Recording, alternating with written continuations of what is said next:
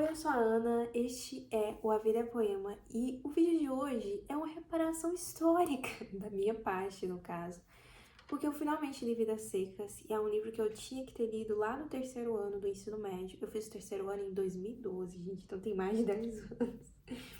E acabou que a professora, não lembro de qual matéria, dividiu a sala em grupos.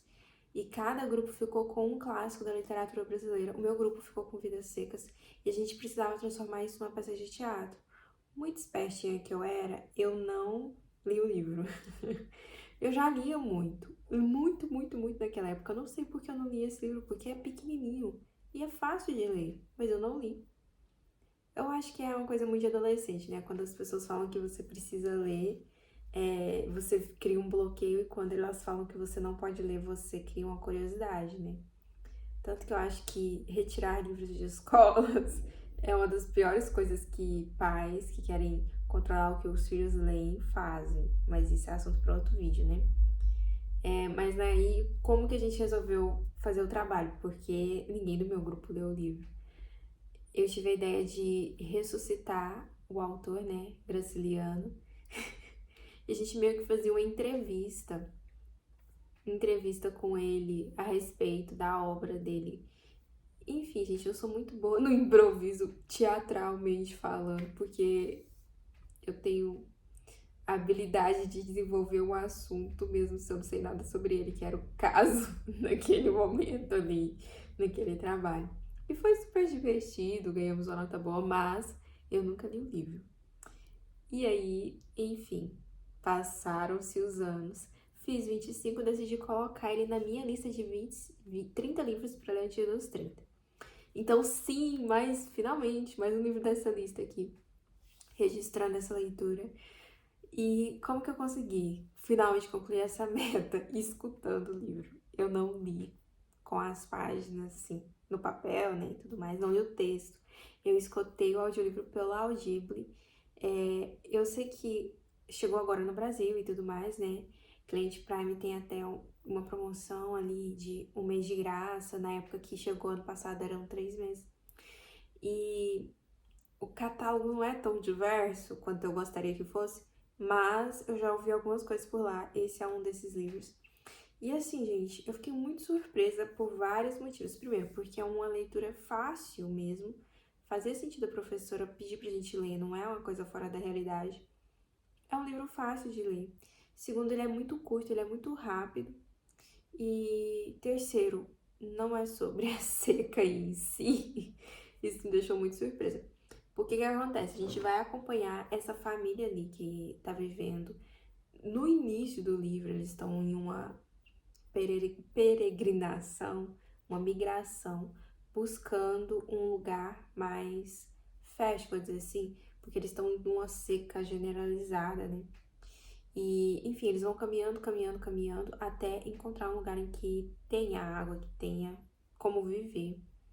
E aí eles chegam nesse lugar e a maior parte do livro vai acontecer ali naquela fazenda, naquele pedaço da vida deles em que as coisas voltam a florescer, as coisas voltam a ter vida em volta deles, né? E a questão da vida seca ali que fala, eu acho que é muito sobre os personagens em si, o que a adolescente Ana não sabia. E eu achava que o título era mais sobre a questão ali, né, do sertão e tudo mais. Mas o audiolivro é muito tranquilo de ler, eu fui ouvindo enquanto eu fazia faxina durante algumas semanas.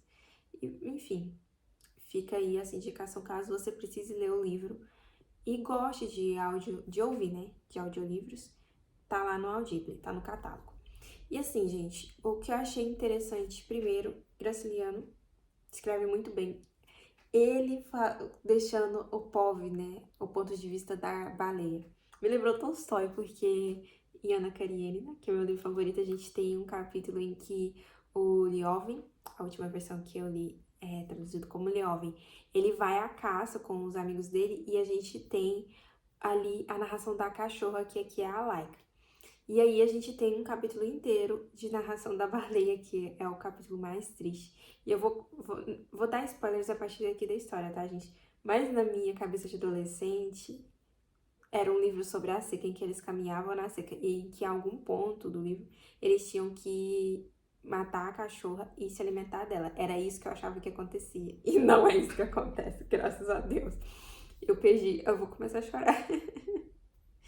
Ano passado a gente perdeu o nosso cachorrinho, o Jack, e tem até um vídeo aqui do canal que ele aparece, eu não vou pôr, porque eu não consigo falar disso sem chorar. E eu não consigo ver uma coisa dele sem chorar. Mas meu Jackzinho, meu rabugentinho, gente, viveu uma vida longa, muito boa. Morreu de uma forma muito triste. E eu sinto muita falta dele. E eu choro toda vez que eu falo dele. Mas assim, ali naquele capítulo da baleia, ela vai narrar ali os últimos momentos dela. E na verdade, durante todo o livro. Ai, eu preciso me acalmar, pera. Durante todo o livro, a gente tem a baleia como uma personagem. E é muito interessante isso, porque a família a vê como parte da família. E a gente vê ela como o núcleo principal, porque a gente tem acesso aos pensamentos dela. Coisa de gênio, né, gente? Tolstói, Graciliano, gênios. Quero ler mais coisas agora dele, mas depois que eu terminar a minha lista de 30 antes dos 30. Mas eu acho isso muito interessante, porque ele não só fala pra gente, e não só os personagens da família falam pra gente que a baleia era como se fosse da família. Ele mostra isso pra gente com a narração dela, sabe? Muito bom mesmo essa parte. Não chorei no capítulo da baleia, apesar desse meu contato pessoal, né? Desse tema ser sensível pra mim. Eu não sei, porque talvez eu não tava esperando, ou talvez porque eu tava lavando roupa. Mas assim, é uma morte bem triste e algo que vai assombrar os personagens pelo restante do livro, que não é muito, né? Já acontecer mais pro final. Mas eu não tava tão longe assim na minha imaginação do que era o livro, né? Porque no início eles tinham um papagaio e o papagaio morre, eles não matam, o papagaio morre. E eles se alimentam do papagaio antes de chegar ali na fazenda em que eles vão trabalhar, né? Outra questão também é que, né, a baleia, ela precisa ser sacrificada e o jeito que o Fabiano, que é o pai da família, faz isso é muito triste, porque por mais que ele tá encurtando o sofrimento dela porque ela tá doente, ainda assim não é uma morte rápida e instantânea, é uma morte lenta. Mas acho que muito pelo bem da narrativa, entende? Porque ali os últimos momentos dela, agora que eu tô pensando, se eu for pensar bem, eu vou começar a chorar, então eu não vou pensar, porque eu não quero chorar de novo. Mas é muito bem narrado, é um fim muito bonito, os últimos pensamentos da baleia. Muito bem escrito, por um gênio. E aí a gente chega no ponto principal do vídeo, que é a questão da vida seca que eles vivem, né?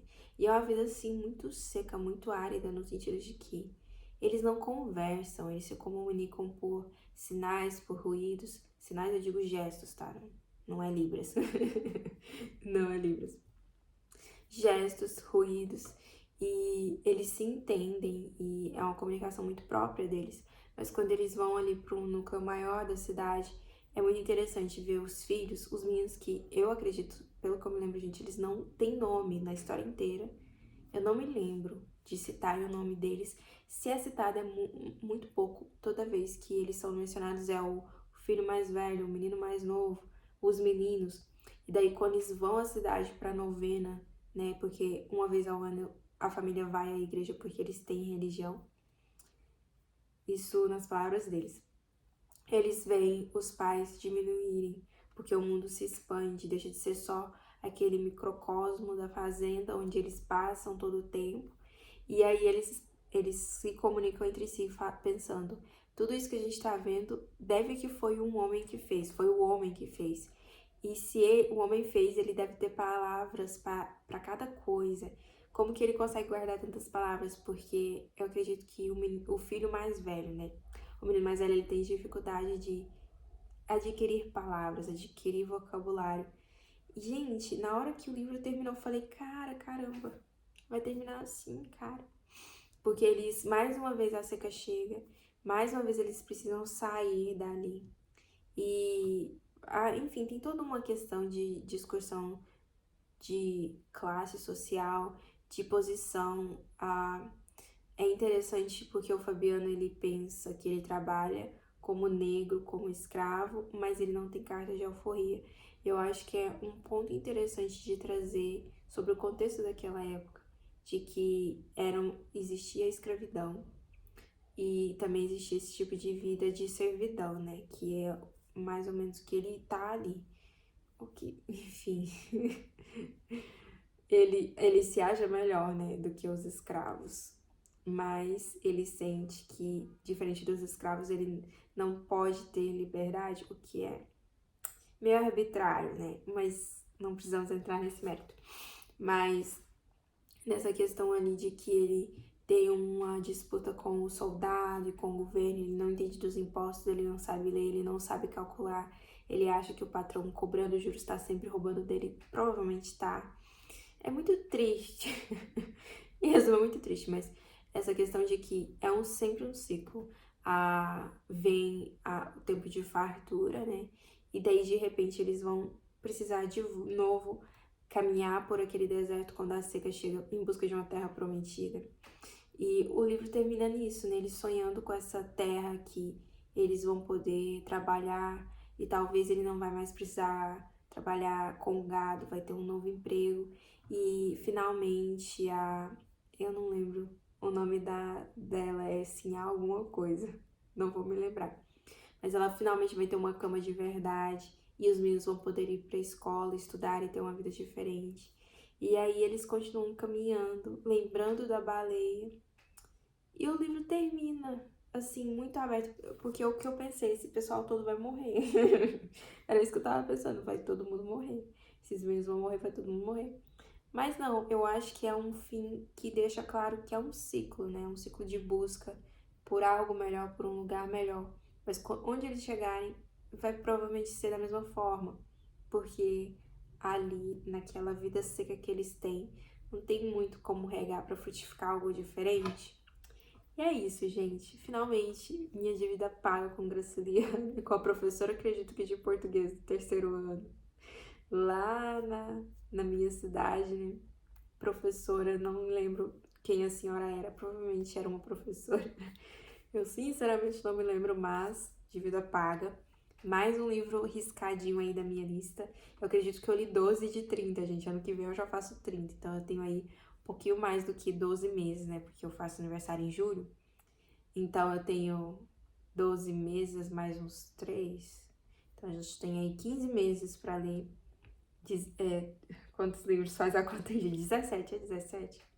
Não, 18. 18 livros. Enfim, gente. Faz a conta aí que eu não sei fazer a conta de cá, não. Mas de 12 a gente tem que chegar a 30. No momento, eu estou lendo Grande Sertão Veredas, que está nessa lista, e A Princesa Prometida, que também está nessa lista. E daí eu quero... Como eu terminei, né? Vidas Secas, eu acho que eu vou começar a Jane Eyre, que também tá na lista. Eu queria começar Mrs. Dalloway, porque eu acho que vai ser um livro que vai me exigir mais. Só que eu só começo ele depois que eu terminar Grande Sertão, porque livros sem capítulos eu só aguento um por vez. Mas é isso, quando eu terminar de ler essas obras, venho aqui compartilhar com vocês. E peço que se você gostou do vídeo, deixe o seu like, o seu comentário, se inscreva no canal. E é isso, eu acho. Me segue lá no Instagram, eu tô postando todo dia, gente, olha só. Tá difícil, mas eu tô postando.